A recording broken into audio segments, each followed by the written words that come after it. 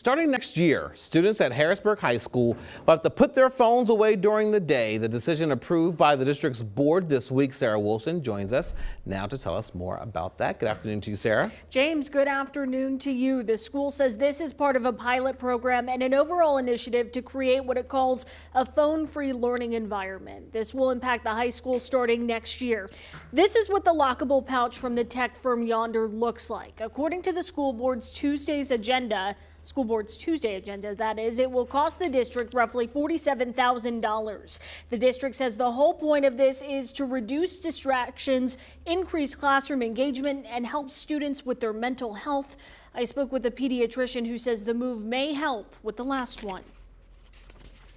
Cell phones have the ability to magnify those effects, and in a way that can be sometimes maladaptive for a child. So we know that there are rising rates of depression that we have linked to cell phone usage and increased suicidality among teenage girls. So we know that cell phone usage, when used improperly, can have a detrimental effect on a child's mental health. And of course, like with anything, there are mixed reactions to banning cell phones in schools. I spoke with Steelton High Spire Superintendent Mick Iskrick before Harrisburg made the decision. We talked about cell phones in schools. He said he would not ban them. Because when they go to a job, and they say you can't use your cell phone or whatever it may be, like, we got to teach them the reasons why. And it comes through social emotional lessons. It comes through a multitude of things, and just really teaching them how to operate when they leave us. As for Harrisburg, we have requested an interview with the district and are waiting to hear back.